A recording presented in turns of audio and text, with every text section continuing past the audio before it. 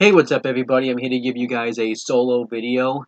It's been a while since I've done a solo video, mainly because all the videos that I do now are either a rundown, a retro, or just any old video that I just end up doing with somebody else. So I haven't done um, a solo video in quite some time. The only reason I'm doing it today is because we didn't really get to this part of the. Well, we did, but we had to kind of rush this review, and I want to have been able to like sit down and review this episode of Impact without have seen its premiere on Access TV and stuff like that. So that's kind of why I'm doing this now. You're probably not going to see this until after because I have a lot of other videos uploaded right now and stuff, so I don't really want to um, you know jump the gun and stuff. But let's get right into the review. Um, So this was Impact Wrestling from October 22nd, 2019, and this is Impact episode. So this essentially was Impact's first um, show on Access TV. I guess they're not doing it until this week because they wanted to feel like a big episode and stuff. But I really like the way that they really set this up. They basically kind of previewed what Impact Wrestling is going to bring to the table to people who maybe haven't watched or never have watched Impact Wrestling. Um, so I really like that. They actually showed like Cohen stuff too, which is I really like. They didn't just show people from the past; they showed people in the present, and actually kind of showed the superstars of today, which makes sense. So I really like how they did this here.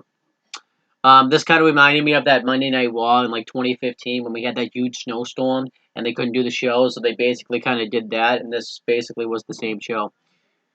Um, we had the hosts of Scott D'Amore and Josh Matthews. We had the commentary team because there were a couple of matches on this show of Don Callis and Josh Matthews. I liked Scott D'Amore and Josh Matthews at the host. I thought they did a very good job. I thought Scott D'Amore did awesome. I know he's heavily involved in like the training and the backstage stuff of Impact Wrestling.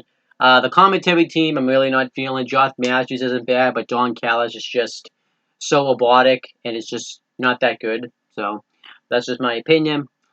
So we had like a video package basically showing all of the big moments that have ever taken place in this company's history. AJ Styles winning his first title in TNA, winning his first world title in general too. Um, you know, Hulk Hogan and Eric Bischoff showing up. AJ Styles turning heel and aligning himself with Ric Flair, the formation of Fortune. Um, we had like Stin's first appearance, Bully Ray, joining the Aces and Eights and winning the TNA World Title. Chris Sabin winning the TNA World Title. We had, when Sami Callihan showed up. And we had all the stuff that happened with the Broken Hodies. What else? They showed other things. They showed you know, um, the breakup of Real Money when Bobby Roode, betrayed James Storm and took the world title from him. The debut of Bobby Lashley and him winning the world title. We had Dixie Carter turning heel.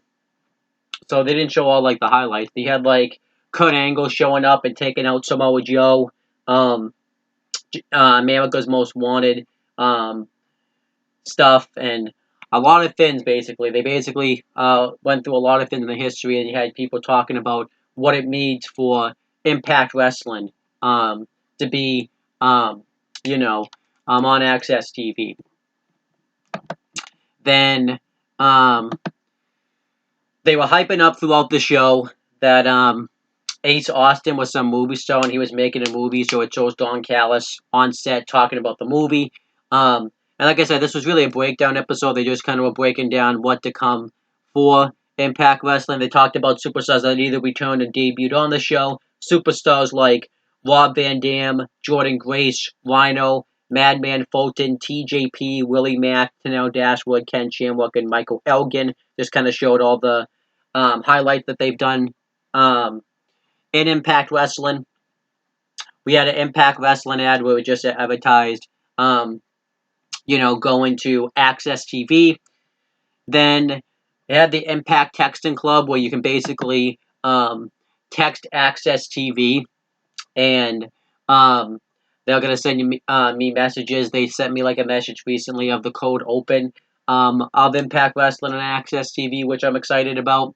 And I was able to watch a match on there, and I figured I would go through and review it. It was Sami Callihan versus Tessa Blanchard from Slammiversary this year. And that match really is awesome. Now, I know it get a lot of people mix about this match because it's intergender wrestling, and some people like it, some people hate it.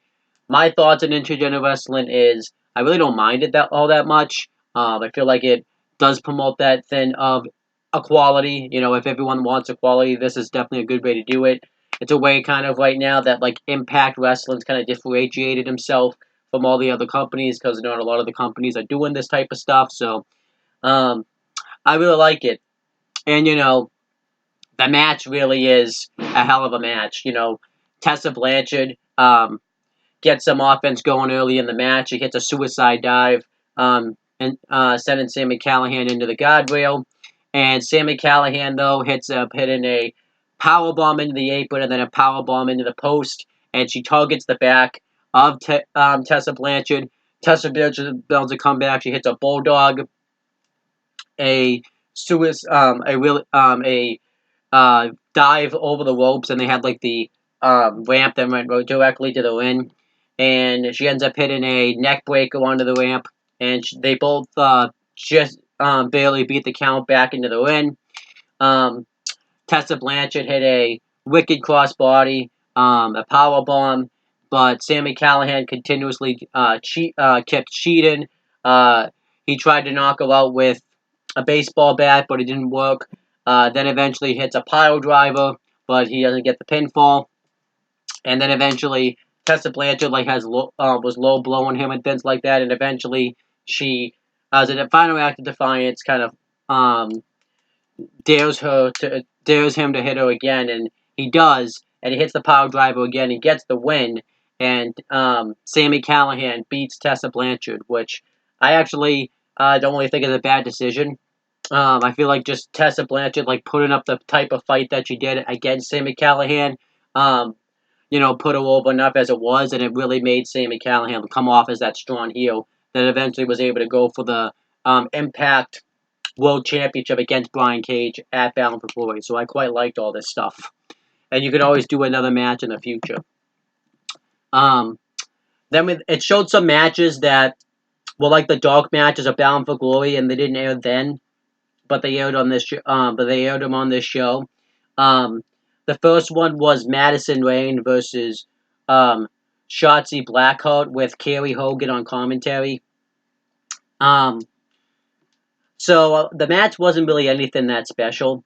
I didn't have any issues with it, but my main problem with this match is this was like the first wrestling match that a lot of people were going to see from Impact Wrestling on Fight TV.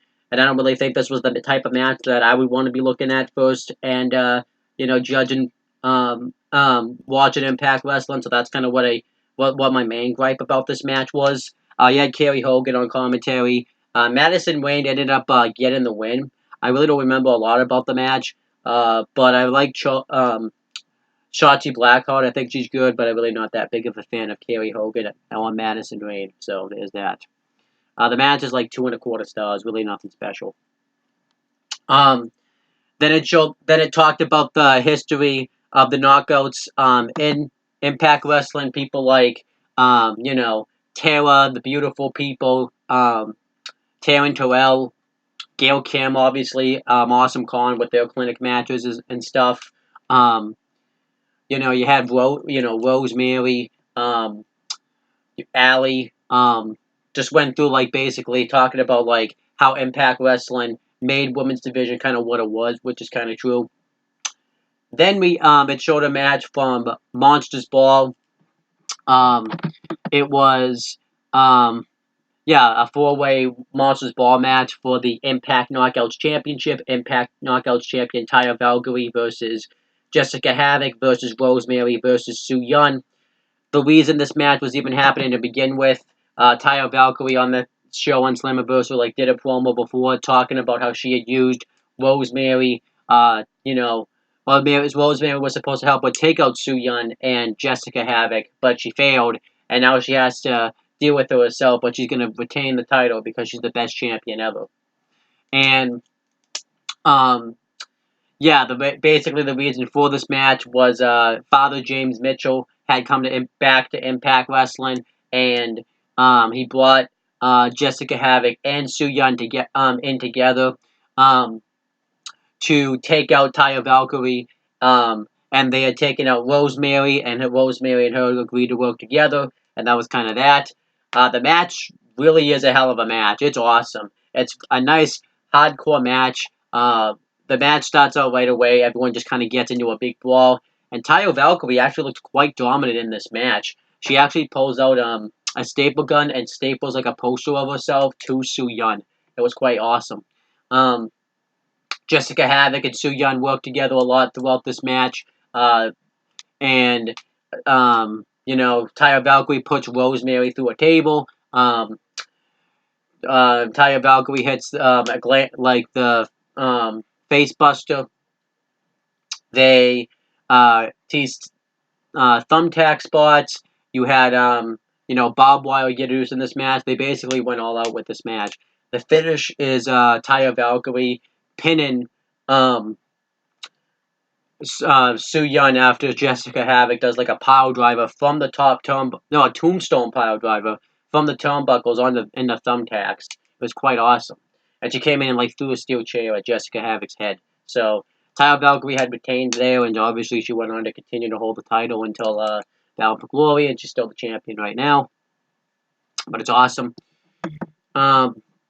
Then we had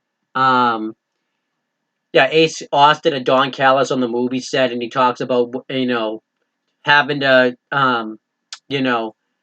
manage his time, being a movie star and the Impact X Division champion, and it's implied that he's making a porno pretty much. But there's more on that later. And then Eddie Edwards talks about Impact Wrestling and Access and what the future means for Impact Wrestling. Then they talk about tag teams in Impact Wrestling.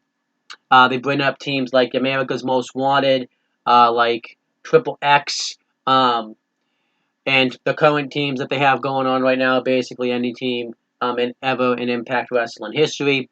And they show a match. It's a title versus career match. It's the Impact the North's Impact Championships versus the careers of LAX, being represented by Sertano and Ortiz with Conan ringside. And this match is very good. You really need to check this match out. It really is very good. Obviously, the North won since LAX isn't really there anymore. But it really is heartbreaking. The match is so good, and I really like it. I really love how dominant the North looked beating LAX. It's quite awesome. The match is very good. I gave it 3 3/4 stars. And as for the women's match, I gave it, at least the Monsters Ball one anyways, I gave it 4 1/4 star. When I go, because eventually I'm going to go through and watch all the impacts I missed, alongside doing the impact reviews themselves. And I'm going to watch them, so I'll go more in depth in those videos about that. So just want to make sure everyone knows that. Then the North have a promo, and they talk about being the best tag team in Impact Wrestling and how they've retained their titles. And they say that they're going to call it an open challenge to open up Impact Wrestling this Tuesday. And we find out that it's going to be Ethan Page versus Mauro Fuji. That's going to be the opening match of the show, and I'm really excited about it. And then Ken Shamrock gets interviewed talking about his loss to Moose at Bound for Glory. And he talks about, how it was a tough loss, but he was just a better man and stuff like that. And then Moose gets interviewed, and he brags about beating Ken Shamrock at Bound for Glory. Then it shows another Impact Wrestling ad. Then Melissa Santos interviews Taya Valkyrie, and she brags about how she's the greatest Impact Wrestling Knockouts champion of all time. And, you know, she has her manager. I forget his name now off the top of my head. It's Johnny. It has like something, Johnny Bone or something like that. Like get interviews of fans saying that she's the best wrestler, but basically he messes up because like nobody knows who he is and nobody knows who she is, or like Impact Wrestling. It was quite funny. And then Josh Alexander talks about Impact Wrestling going to Access TV. Then this segment was probably the highlight of the show, and we talked about this on the Wrestling Rundown, which obviously you'll see when this goes up. So, Brian Cage gets interviewed on the panel, and so he gets interviewed, and he talks about like being the Impact Wrestling World Champion and how he really hasn't been able to enjoy it because he's been hurt and stuff like that, and has had his wedding interrupted. But now he's happy he can finally level in the moment. And he talks about like Impact Wrestling going to Access TV and what this means for his career in Impact Wrestling. And then Sami Callihan burst in and he demands a rematch for the Impact Wrestling World Championship. And he's insulting Brian Cage, making fun of his wife and trying to goad him into it. So Brian Cage is about to just beat him up right then and there. But Sami Callihan tells him that that's not a wise idea, and then he pulls out his cell phone, and it's revealed that the rest of the members of OWE, not OWE, OVE, I keep messing that up, being Jake, Dave, and Madman Fulton at his house outside. And they're pretty much, even though Melissa Santos isn't home, they pretty much reveal that their daughter is home. And they're basically going to go in there and do whatever they're going to do to their daughter. And if Brian Cage beats him up, he can't call it off. Because they'll just go and do it anyways. So Brian Cage, is conflicted about it, and even Sami Callihan's telling him to do it. And Brian Cage gives him the rematch, and he tells Sami Callihan that he's going to tear him apart. And then we found out later on in the show, when it came back from commercial, that it was going to be Brian Cage defending the Impact World Championship against Sami Callihan in a steel cage. It's funny. Now, I will forgive the finish of Bound for Glory if it leads to Sami Callihan beating Brian Cage for the title. I would actually like that. I think he should be the world champion. I can understand maybe keeping the title on him because Brian Cage is a machine and stuff, but I really think they should put the title on Sami Callihan. He's awesome. Then D'Lo Brown gets interviewed, and he's kind of giving his input about the title match and everything like that. And then, Impact's first show. We had a video package for Tessa Blanchard kind of showing everything that she had done in Impact Wrestling. It shows Ace Austin's movie being made, and yeah, we basically find out that it's a porno. And we find out later on in the show that Ace Austin's going to defend his X Division Championship against Eddie Edwards since he won, that gauntlet match at, Bound for Glory, so he could get a title shot that whatever he wanted. Then Moose talks about Impact Wrestling going to Access, and then it shows a video package for Eddie Edwards, not showing everything that he ever done in his career, but basically since he went crazy. Since Sami Callihan destroyed his his head with the baseball bat. And then it shows the Ultimate X match from Homecoming, which was a 4-way match for the X Division. No, it wasn't a 4-way match. Wasn't this... This should be it. Oh, I'm not on the right... Sorry, I'm not on the right thing. Okay. Yeah, it was an Ultimate X match for the vacant Impact X Division Championship.